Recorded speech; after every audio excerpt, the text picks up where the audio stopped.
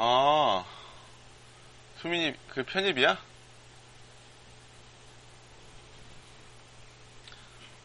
음, 좋아. 김은지?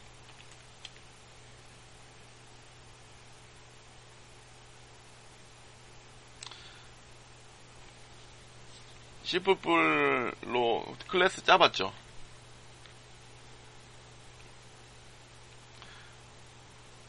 그 짤 때, 그, 프라이빗, 퍼블릭 배웠죠?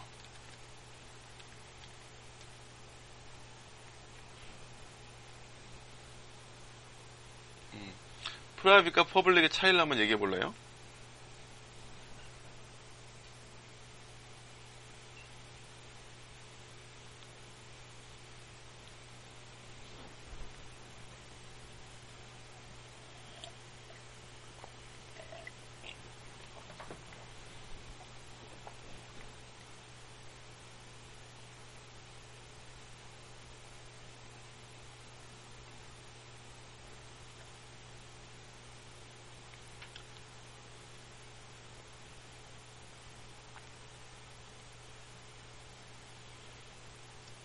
유동균,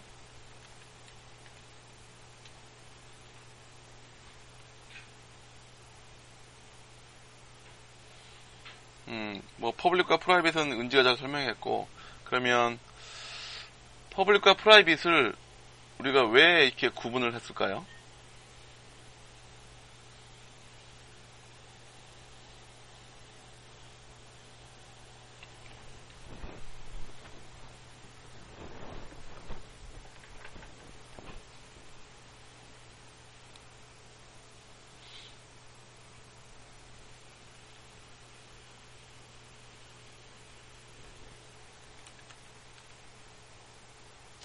오케이, 좋습니다. 어, 다시 아까 대답 안 한 그 승희,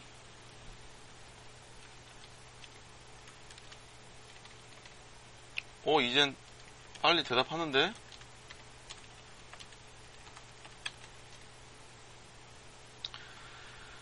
집에 테레비 있죠?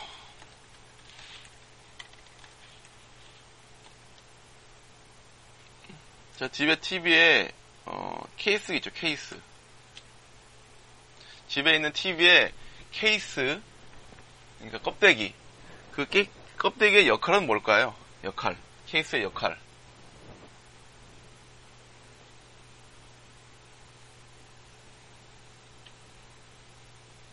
보호? 오케이. 자, 일반적으로 이제 껍데기의 역할은 여러분들이 생각할 때, 즉, 어떤 테레비의 포장의 그 껍데기 역할은 디자인이다. 이렇게 얘기를 많이 하는데, 사실은 그것도 있지만은, 어떤 역할이 더 중요할 수 있냐면, 그 안에 있는 회로를 보호하는 역할을 하고 있습니다. 자, 사실 여러분이 이 TV라는 걸 가지고 할 수 있는 일이 많죠. 즉, 밖에서 여러분이 TV를 건드릴 수 있는 역할이 되게 많아요.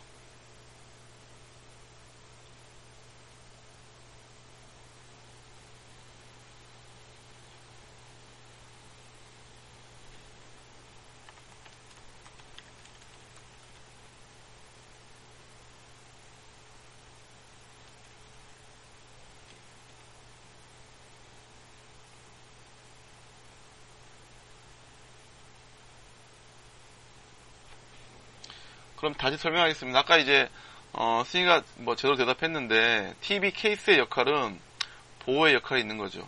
그래서 외부에 쓸데없이 TV를 건드리는 것을 막기 위해서 하는 역할을 분명히 갖고 있는 거죠. 즉 여러분이 객체 지향 원칙에서 따라서 그 어떤 객체를 설계할 때는 이 캡슐화의 원칙을 잘 따라줘야 됩니다.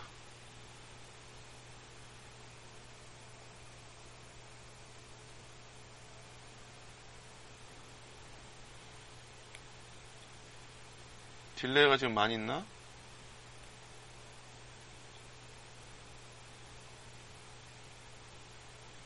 밑에 하단 아래 바 우측으로 끌면 정상기로 나옵니다. 그거 투민이가 잘 얘기했는데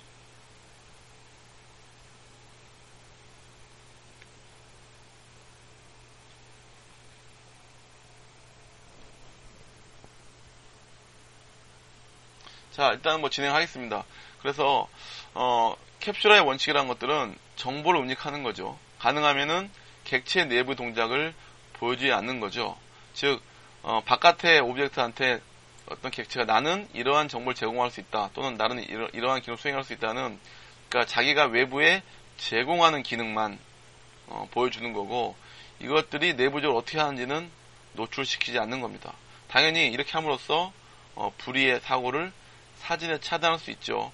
TV에 케이스가 없으면은 아마 꼬마들이든 어른이든 TV 안에 들어있는 회로를 어떤 식으로든지 건드리게 될 것이죠. 그러면 문제가 발생한다 이거죠. 그리고 이렇게 이제 은닉을 하게 되면 결국은 어떤 객체와 객체 사이의 그 채널 소통은 인터페이스를 통해서 커뮤니케이션을 하게 되는 거죠. 자, TV에 스위치가 있죠. 이 단추를 통해서 채널을 변경할 수 있는데, 사실 이제 어떠한 메커니즘에 의해서 그 채널이 바뀌는지는 사실 아무도 모릅니다. 그래서 여러분이 이제 그 클래스 설계할 때는 여기에 상당히 좀 신경을 써야 돼요. 바깥에서 꼭 알아야 될 것만 가능하면 밖에 알리고, 어떻게 하는지 객체 내부의 동작은 가능하면은 최대한 은닉하는 게 굉장히 중요해지는 거죠. 자, 그 다음에 여러분이 이제 좀 그 가장 어렵게 생각하는 객체 지향의 네 번째 원칙이 바로 다형성이라는 거예요. 다형성. 영어로는 폴리몰피즘. 사실 이제 이 이름 자체가 조금 어려울 수는 있어요. 폴리몰피즘. 그렇죠. 자, 이거는 여기다 제가 뭐 써놨습니다만은, 기본적으로는 서로 다른 객체를 동일한 방식으로 요청할 수 있는 성질이 되겠습니다. 자, 세탁기가 종류가 이제 뭐가 있냐면, 예를 들어 세탁기가 드럼 세탁기가 있고, 그 다음에 옛날 방식으로 이제 통이 들어가는 그런 세탁기가 있고, 밑에서 이제 모터 같은 회전되는 그런 게 있죠. 그래서 이제 이런 거 보면은 세탁기 문을 열 때 어떤 건 위로 열고 어떤 건 앞으로 열고 이렇게 되는 거죠. 즉, 그 세탁기한테 어떤 일을 시킬 때 세탁기가 여는 동작이 다 달라집니다. 근데 이 달라지는 것마다 따로따로 몽땅 다 행위를 다 구현하려면 사실 쉽지가 않습니다. 그래서 다양성이라는 걸 통해서 어떤 그 객체가 동일한 요청을 받지만 다르게 행동하는 방식을 구현하는 것이 가능하거든요. 그런 것들을 우리가 다양성이라 얘기를 합니다. C++에서는 이런 것들을 오버로딩이라는 구현을 하죠. 동일한 이름을 갖지만은 다른 행위를 필요로 할 때 여러분이 그 함수 이름을 다시 덮어 씀으로써 함수 이름을 다시 덮어 씀으로써 여러분이 거기에 해당되는 다른 기능을 구현할 수가 있는 거죠. 그게 다양성이 되겠습니다. 이 다양성은 실제로 이 다양성을 여러분이 잘 구현할 수 있어야지 그 C++ 프로그램을 잘 짤 수가 있습니다. 그래서 크게 이제 이렇게 객체 지향의 원칙에는 네 가지 원칙을 얘기할 수 있겠습니다. 그래서 객체 지향 할 때는 여러분이 추상화를 잘 시켜야 된다. 필요한 만큼 해야 된다. 그 다음에 상속을 이용해서 구체적인 클래스를 찾아낼 수 있어야 된다. 그 다음에 캡슐함으로써 밖에 객체의 세부 동작은 보이지 않게 해줘야 된다. 그 다음에 다양성을 이용해서 객체별로 행위가 다른 부분들을 구현을 해야 된다 라는 것이 되겠습니다.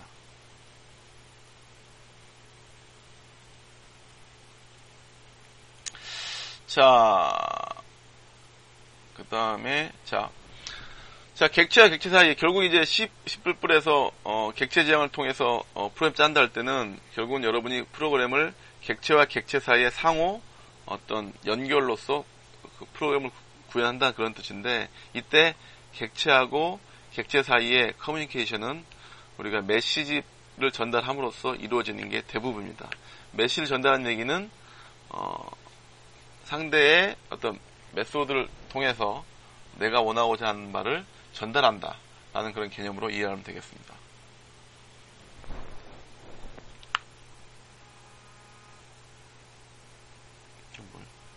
이 시간에 무슨 전화가 오지?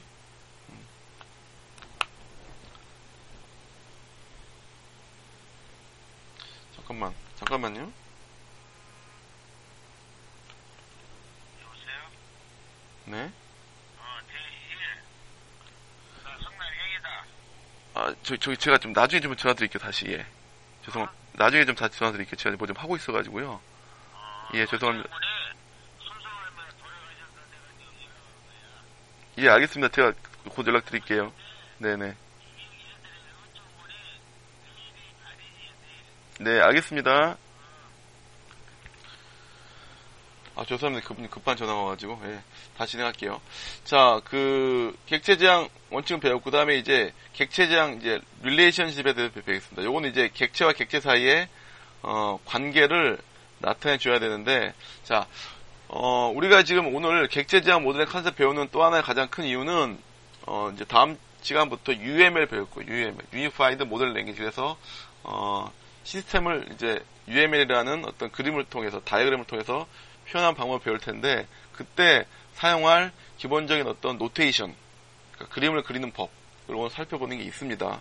그래서 지금부터 이제 말하는, 내용들은 UML의 드로잉, 좀 관계가 있기 때문에 좀 잘 들어주기 바랍니다. 자, 먼저, 첫 번째, 객체 지향 프로그램에서의, 객체와 객체 사이의 관계라는 것들이 있죠.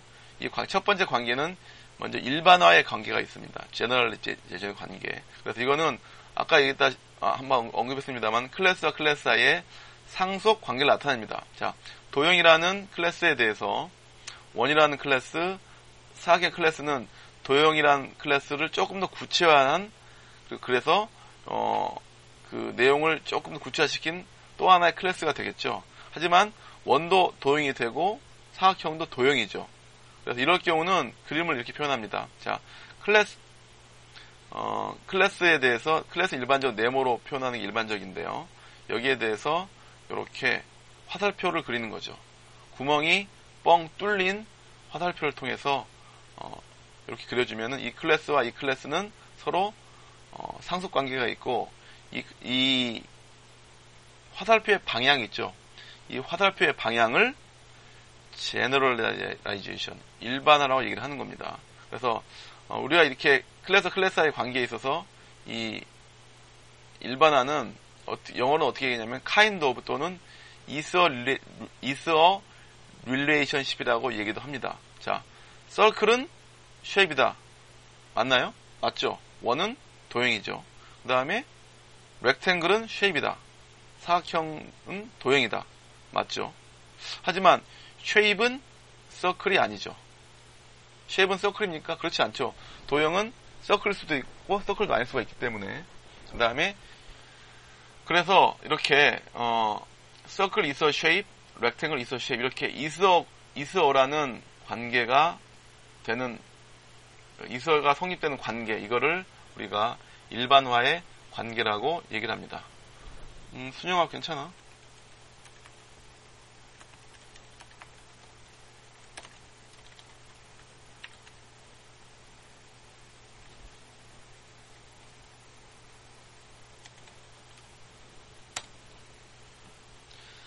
자, 그래서 이제, 표현을 보시죠. 자, 그럼 C++에서 그러면 이러한 일반화 관계는 어떻게 구현됩니까? 자, C++은, 객체 지향 모델링 언어 중에 하나죠. 그 외에 다양한, 언어들이 있습니다만은, C++에서 그러면 방금 설명한 객체 지향의 관계, 즉, 모델링 관계는, C++ 언어가 다행히도 상속이라는 걸 지원을 해주죠. 상속 구조를 문법적으로 지원을 합니다. 따라서 그걸 이용해서 구현을 하면 되죠. shape이라는 클래스를 만들고 여기에 우리가 상속을 받을 때 어떻게 받죠? public shape 이렇게 받죠. 그 다음에 public shape 이렇게 받아서 새로운 서브 클래스를 구현할 수가 있습니다. C++ 언어가 기본적으로 이러한 상속 구조를 이제 그러니까 지원하기 때문에 그렇죠. 자, 동그라미가 파진 빨간 동그라미가 빈 화살표로 된 그러니까 속이 비어 있는 화살표로서 상속 관계는 나타내고 일반화 관계는 나타내고 C++에서는 상속 구조를 통해서 이 일반화 관계를 구현할 수가 있는 겁니다.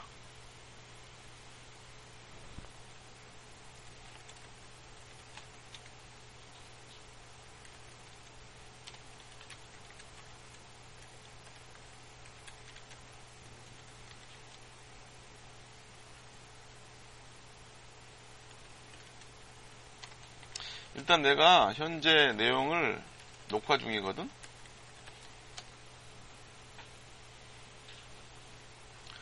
녹화 끝난 걸 올려놓을 테니까 끊긴 부분은 나중에 참고해서 보면 될 겁니다. 오케이?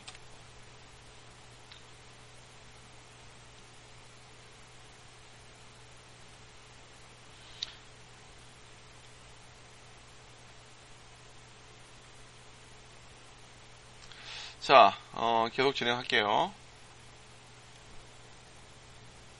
자, 두 번째.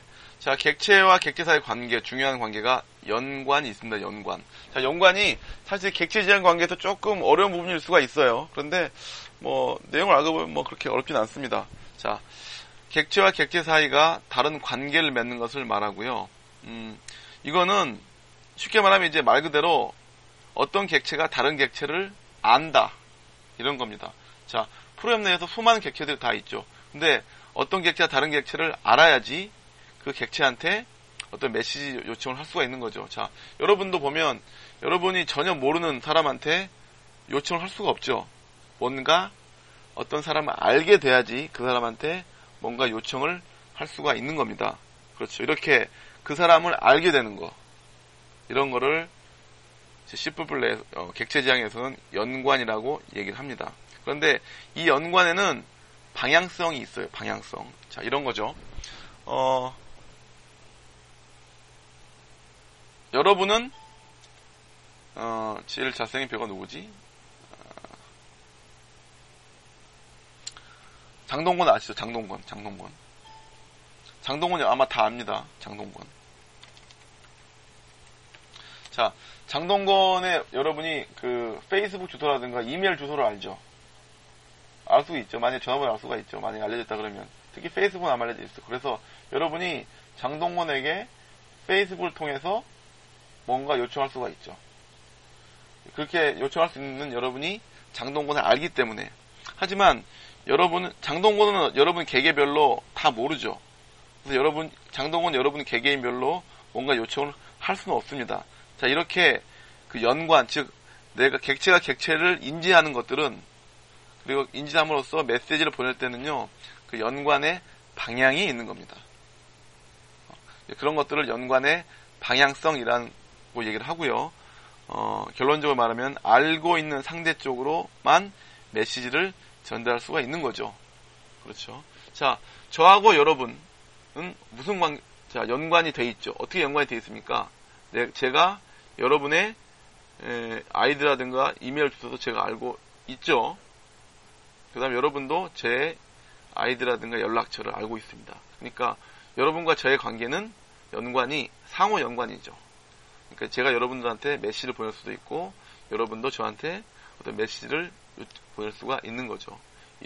자, 그러면 C++에서는 이 연관 관계를 어떻게 표현하느냐? 이렇게 표현을 하죠. C++에서는 이 연관 관계를 어떻게 구현할까? 자, 기본적으로 C++에서는 연관 관계를 하는 문법을 제공하지는 않습니다. 그러니까 C++ 자체적으로 연관이라는 것에 해당되는 어떤 구체적인 문법은 제공하지 않습니다. 다만 여러분이 상대 클래스의 객체를 가리키는 멤버 변수를 이용함으로써 구현은 가능합니다. 즉, 자, person이라는 자, 앞에서 보면 사람이 있고 텔레비전이 있죠. 자, 사람이 텔레비전 객체한테 턴온 시키고 콜이라는 어떤 메시지를 보내려면 C++에서는 이렇게 표현이 되어 있어야 됩니다. 클래스 person하고 person이 자기가 내부적으로 텔레비전에 대한 객체에 대한 주소를 가지고 있는 거죠.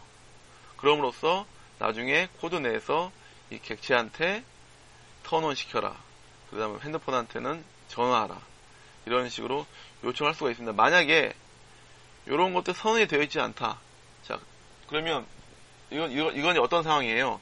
이 person이라는 객체는 텔레비전이라는 클래스를 알 수가 없는 거죠. 자, 그리고 여기서 지금 셀폰이라는 클래스를 보충했지만은 현재 셀폰이 없죠. 자, 연관을 맺으려면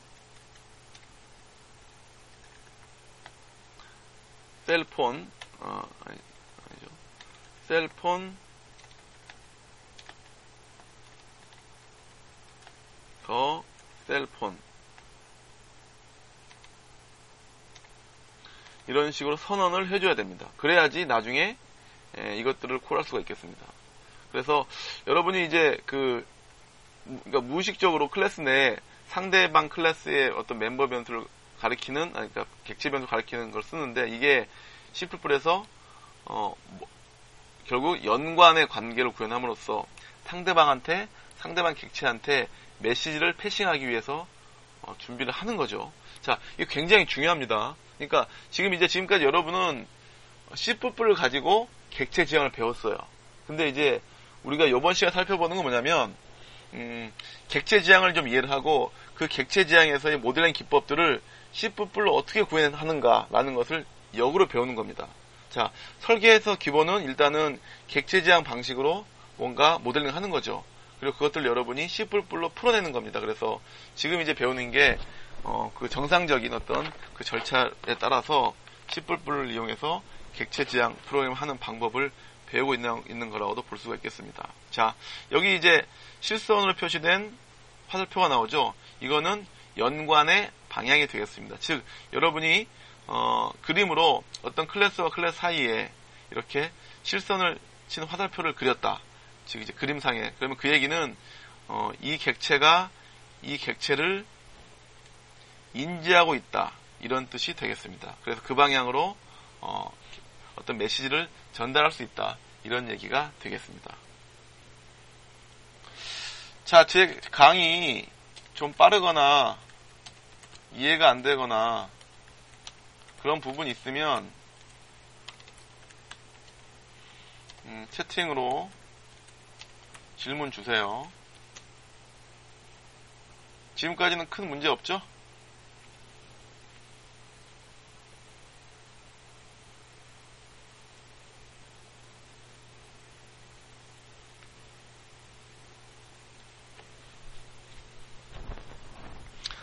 반응 좋아. 좋습니다.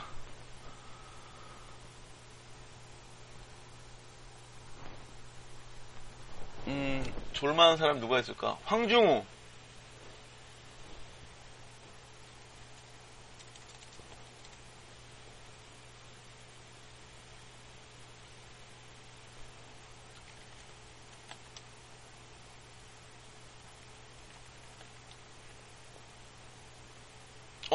됐네. 오케이. 또 졸만한 사람이 김지혜.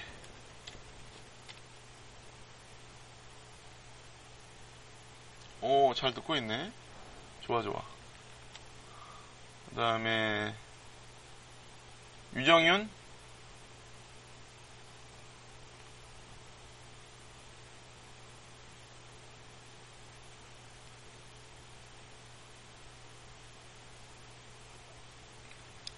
답이 안 오는군. 오케이, 됐어. 한규일.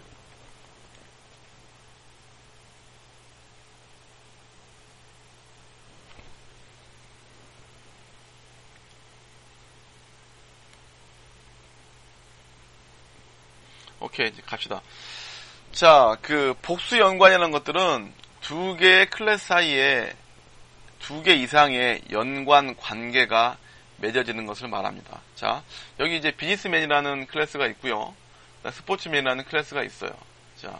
자, 근데 연관이라는 것들이 사실은 이제 내가 상대방을 인지한다 그랬는데 그 인지할 때는 사실 인지의 관계가 있습니다. 그러니까 인지의 종류가 있는 거죠. 자, 제가 지금 여러분들과 제가 여러분을 알고 있죠. 여러분을 인지하고 있어요. 즉 여러분과 제가 연관 관계를 맺고 있는데 그 연관 관계 종류는 학생과 교수의 관계죠.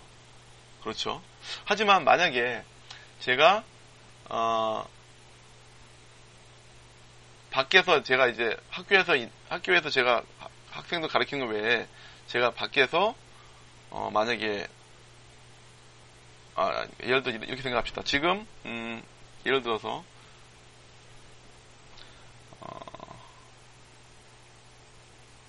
임동규, 동규 동규하고 나하고의 관계는, 연관의 관계는 학생과 교수의 관계죠. 그죠? 근데 만약 동규가 어디지? KFC에서 알바를 하고 있어요.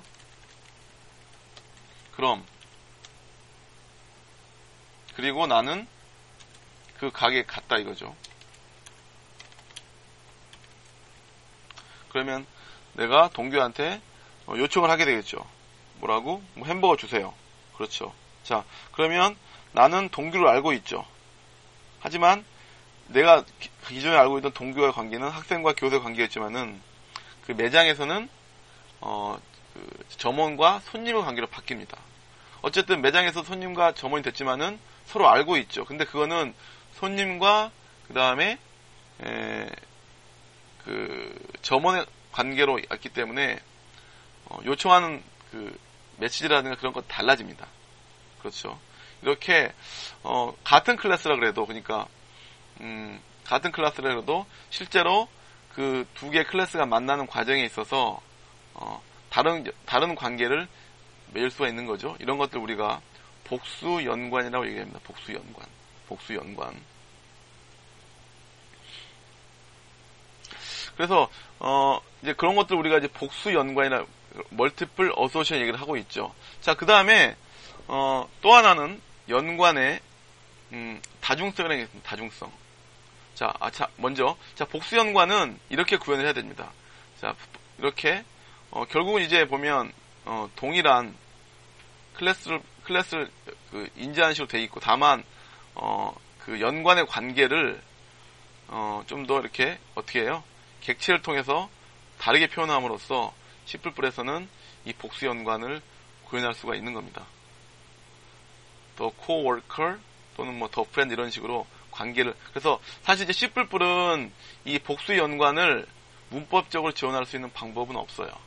여러분이 이런 식으로 트릭을 써서 그 연관의 관계를 좀 지정하는 그런 방법을 써야 됩니다. 자, 복수 연관의 경우는 연관이 두 개가 되어 있는 거죠. 자, 이 클래스하고 이 클래스 사이가 두 개의 서로 양방향의 연관을 맺고 있는 것을 모델링 하는 것이 되겠습니다.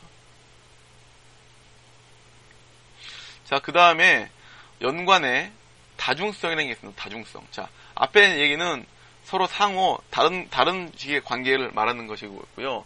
연관의 다중성은 한 클래스로부터 생성된 여러 개의 객체가 연관의 클래스와의 단일 객체와 연관을 맺을 때 사용됩니다.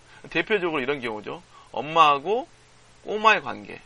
그렇죠. 꼬마가 여러 명일 수 있죠. 이럴 경우는 맘이라는 클래스가 내부에 키드라는 거에 대해서 연관을 맺고 있는데 많은 자녀가 있다 그러면 키드에 대해서 n명 이렇게 선을 하는 거죠. 그러면 그 다음에 키드 입장에서는 엄마는 한 명이죠. 엄마 입장에서는 자녀는 여러 명입니다만은 꼬마 입장에서는 엄마가 한 명이 되겠습니다. 그래서 이럴 경우 표현 어떻게 하느냐, 이 표현이 중요합니다. 이 표현. 여기 이제 보면 0 점점 돼 있죠. 이거는 뭐냐, 어떤 뜻이냐면은 엄마는 꼬마를 0명에서부터 임의의 명수까지 가질 수 있다라는 것들을 나타내는 겁니다. 그래서 연관 마지막 방향에, 그러니까 위치를 여기다 놓는 게 아니고 이쪽 많은 쪽에 이렇게 표현을 하면은, 자, 그래서 그림에서 이렇게 표현이 됐다 그러면 엄마라는 그 객체는 여러 명의 꼬마들한테 뭔가 메시지를 보낼 수 있는 채널을 가지고 있다, 이런 뜻이 되겠습니다. 자, 뭐 크게 어려움이 없죠. 지금 그 내용을 이해하는 데 있어서 지금 이제 여러분이 객체 지향 관계에 대해서 살펴볼 것들이 C++에서 어떻게 구현이 되는지 그걸 보는 겁니다.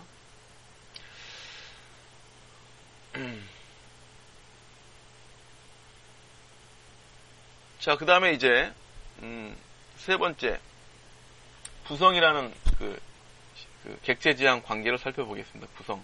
자, 구성은 하나의 객체가 다른 객체의 부품 조합으로 이루어진 것을 말합니다. 이런 것들을 이제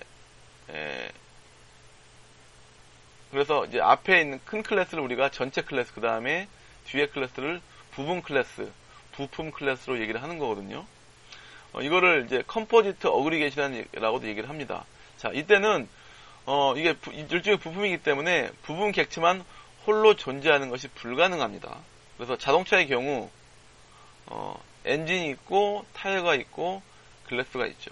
자, 이때 자 이런 구성의 관계에 있어서는 여기선 여러분이 이 그림으로 표현하는 걸 중요시 생각해야 돼요. 자, 아까 연관에서는 그냥 화살표, 양방 화살표 이런 식으로 다음에 이렇게 객체의 개수를 표현했었죠. 근데 구성에 있어서는 앞에 따옴표로 시작하는 속이 꽉 차여있는 마름모로 시작된 곳에서 부품의 방향으로 화살표가 갑니다.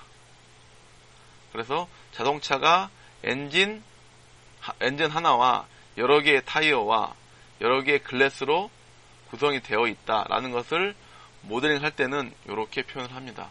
그리고 자, 여기에 대해서 C++ 내에서는 결국 이렇게 구현이 돼야 되겠죠. 자, 그러면 봅시다. 자, 보니까 엔진은 더 엔진, 타이어는 4개로 했죠. 그다음 글래스는 6개 이렇게 해서 구현을 했는데 자, 구성의 관계를 C++의 클래스로 모델링 할 때는 이렇게 되죠. 근데 한 가지 봅시다. 앞에 거 자, 봅시다. 마음에서 키드의 관계가 있었죠. 그러니까 요거의 관계가 좀 유사하죠. 생긴 거. 자, 생긴 건 유사합니다만은 기본적으로는 시작이 달라요.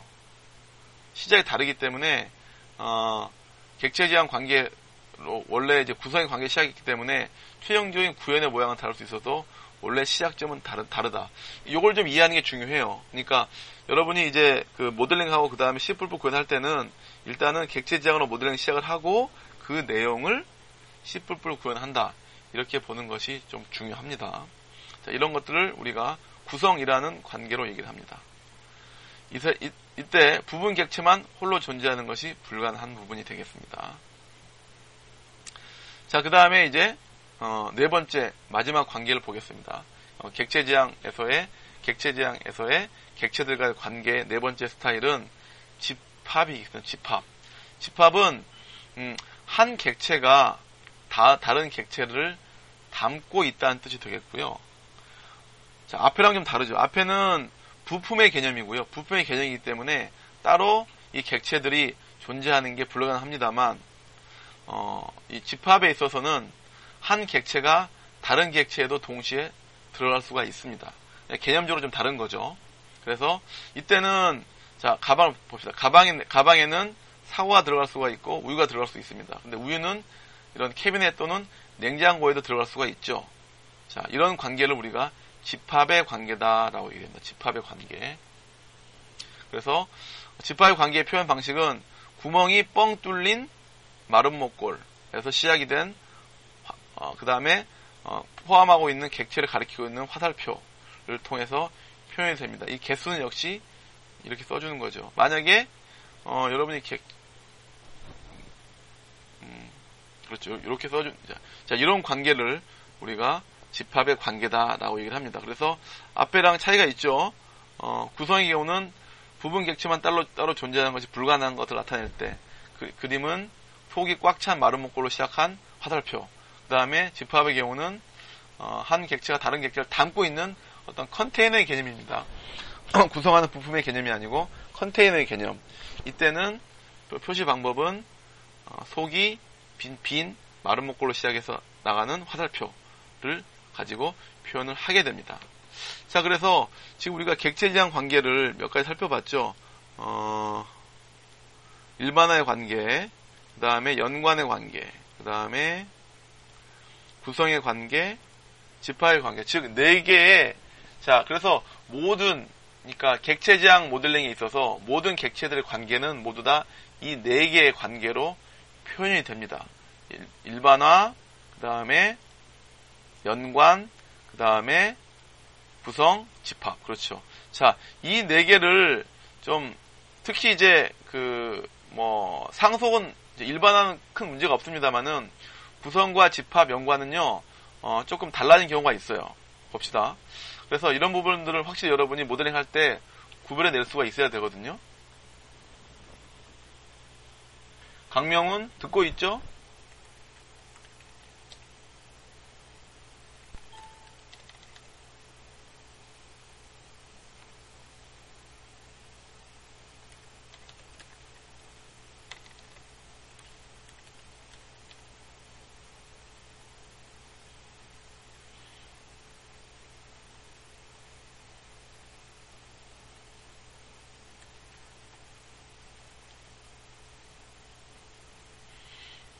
강명훈?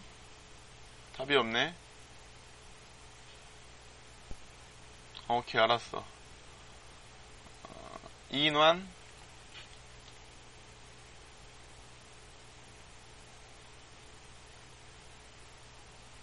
김정석?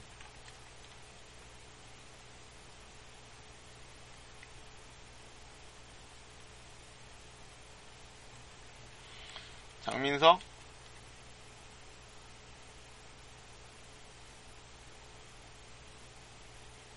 이태경? 이정혁?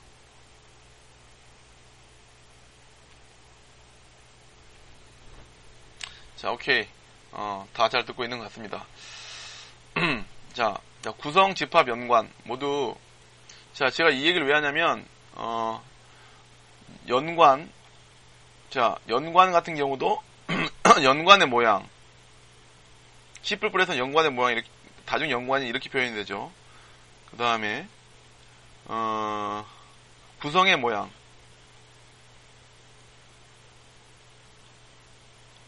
그리고 이 집합의 모양. 이제 이런 것들이 C++로 표현될 때는 동일하게 표현이 돼요. 동일하게. 그게 중요합니다. 그러니까 C++ 자체가 객체지향 모델링의 어떤 이런 관계들을 각자 다르게 구현할 수 있는 문법적인 체계를 제공하고 있지 않기 때문에 실제로 구현된 모양은 동일해요. 시작이 연관이든 다중 연관이든 또는 구성이든 집합이든. 그래서 여러분이 이제 요거를 이제 C++만 봐가지고는 C++만 봐서 관계가 뭔지를 파악하기 좀 어렵습니다. 그럴 때 이런 부분을 생각해 봐야 된다는 얘기죠. 자, 구성의 경우는 포함 객체의 독립적인 존재가 불가능하죠. 하지만 집합과 연관의 관계에 있어서는 포함 객체가 독립적으로 존재하는 것이 가능합니다. 자, 그 다음에 부분이라는 의미를 적용할 수 있다는 관점에서는 구성과 집합은 아래에 있는 것들이 위에 있는 것들의 부분이라는 것들이 가능하죠. 하지만 연관의 관계에서는 그게 불가능합니다. 자, 대칭성에 있어서는 연관은 양방향의 관계가 가능하죠. 하지만 구성과 집합에서는 객체와 객체 사이에 양방향 관계가 존재하지 않죠. 항상 상위에서 하위로만의 관계만 존재하겠습니다. 그래서 이런 어떤 구분 기준을 가지고 여러분이 실제로 코딩할 때 C++ 내용을 보면서 구별을 할 수가 있어야 되겠습니다. 자, 이렇게 해서 오늘 객체 지향의 모델링과 분석에 대해서 좀 살펴봤습니다. 잠깐 한번 복습을 해보겠습니다. 한규일, 객체란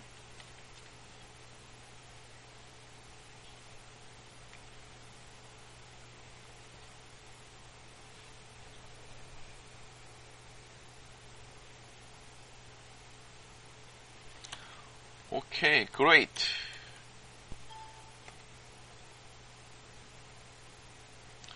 유정윤, 클래스란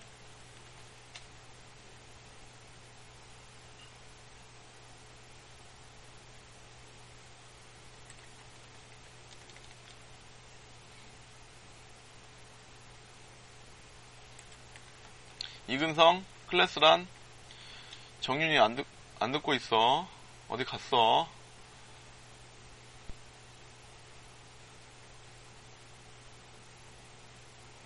오케이. 클래스는 객체를 찍어내는 도장. 오케이. 오케이. 박성경. 클래스를 찍어내는 과정을 영어로 뭐라 그런다?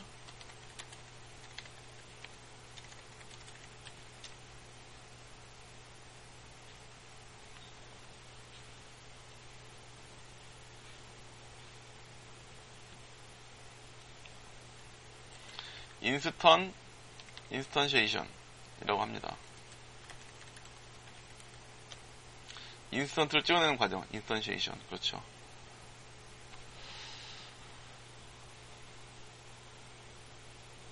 자, 이태섭. 객체지향 모델링의 원칙. 모델링 시 지켜야 할 원칙. 원칙은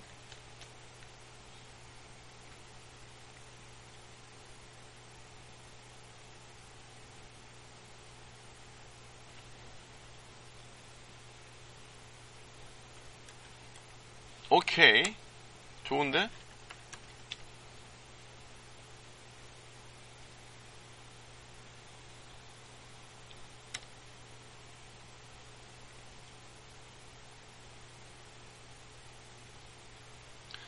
자, 그 다음에 김규정. 또 다른 원칙은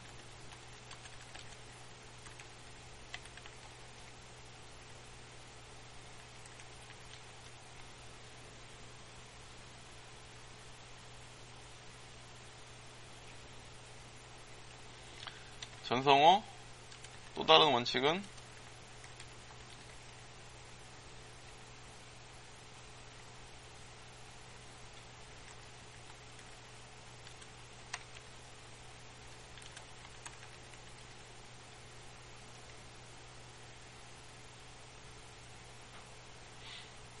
오케이.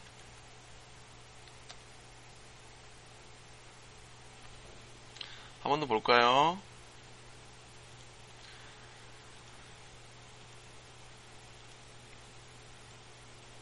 자, 추상화할 때 그러니까 최소한 만큼, 필요한 만큼만 잘 추상화해야 된다. 그 다음에 상속을 통해서 여러 개의 클래스를 잘 표현할 수 있어야 된다. 그 다음에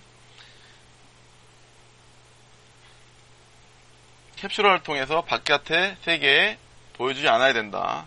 그 다음에 다형성은 어떤 특정한 요청에 대해서 제각각 다르게 그 행위를 할 수 있어야 된다. 라는 것들이 객체지향의 원칙이 될 것이고요. 객체들과 객체의 관계 4가지가 있죠.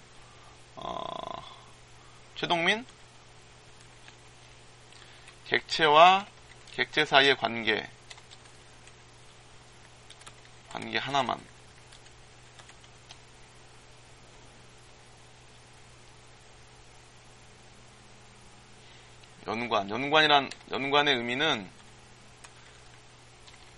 연관의 의미는 상대방을 인지하고 있고 그 상대방한테 내가 어떤 메시지를 전달할 수 있다. 이런 의미가 되겠습니다. 그 다음에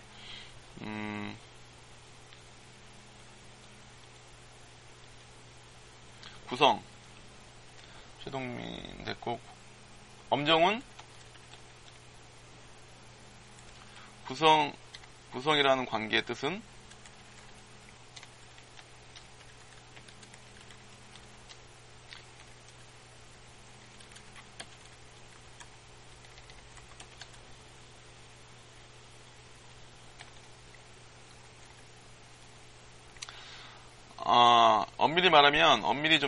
엄밀히 말해야 돼. 엄밀히 말하면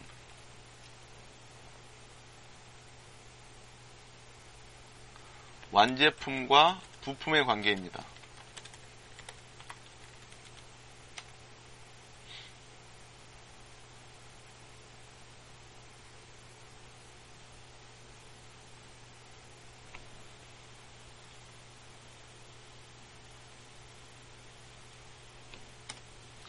그 다음에 장민석.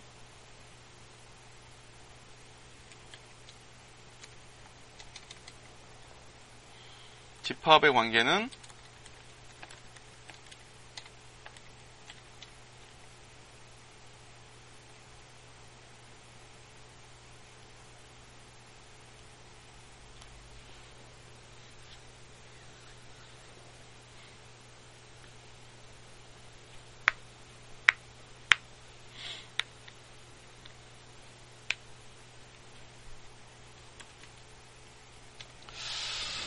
잠깐만, 여기 이렇게 강의하니까 여러분이 대답을 잘하네? 여러분 이렇게 하는 게 더 효과적인가요? 대답을 더 잘하는 것 같아. 실제 수업에서 하는 것보다. 여러분의 의견 어때?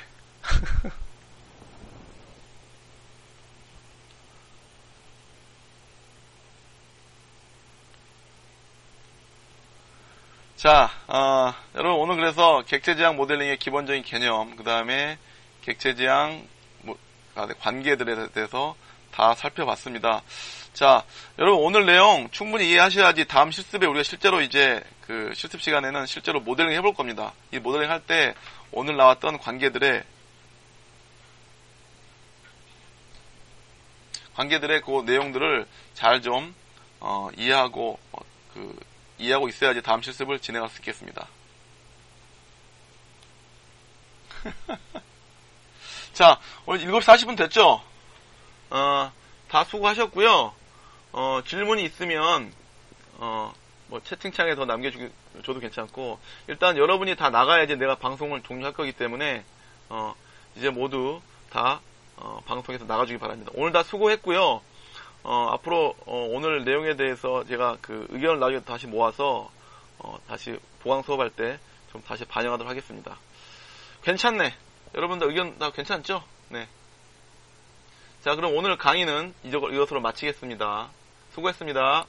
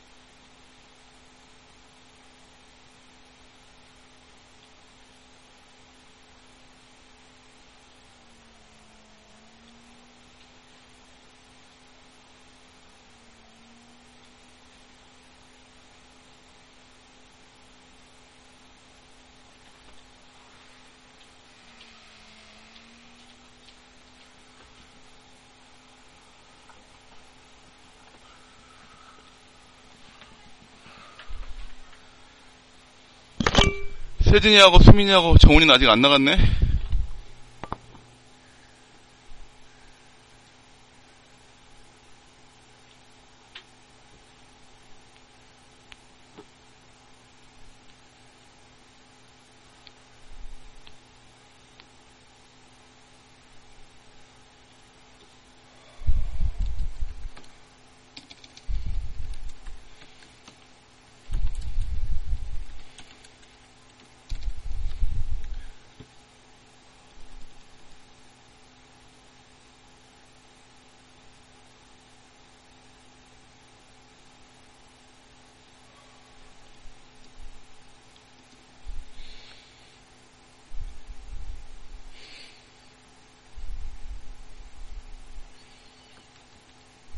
정훈은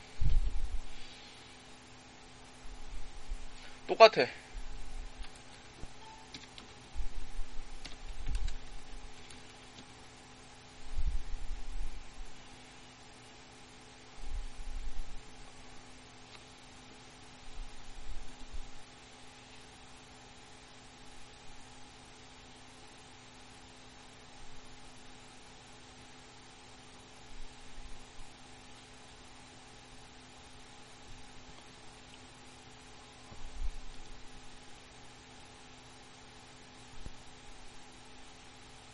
정훈이 왜?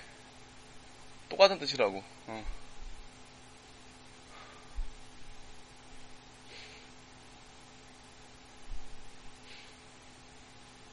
응? 그래?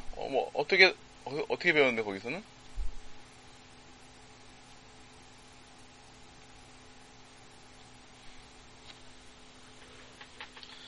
근데 인스턴싱이란 말은 난 잘 많이 안 썼고, 인스턴쉐이션은 더 많이 썼는데? 어쨌든 내가 알고 있기엔 둘 다 동일한 얘기라서, 그거는 저거지. 그 인스턴싱은 저걸 말하는 거 아니야? 하드웨어 인스턴스? 그래서, 그 여러 개의 그 3D 모델을 하드웨어적으로, 한꺼번에 하드웨어적으로 그 여러 개의 그 모델들을 화면에 렌더링 하기 위해서, 사용하는 하드웨어적인 어떤 그래픽 카드 지원하는 방식. 그걸 우리가 하드웨어 인스턴싱 이렇게 얘기를 하거든. 그 인스턴싱하고 여기서 말하는 인스턴쉐이션은 개념은 다른 거지. 그치?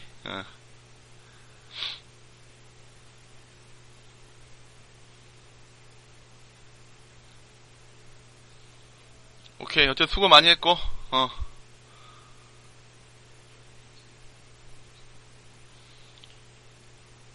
일단 정훈이 너가 나가야지 내가 여기 문을 닫을 수가 있거든.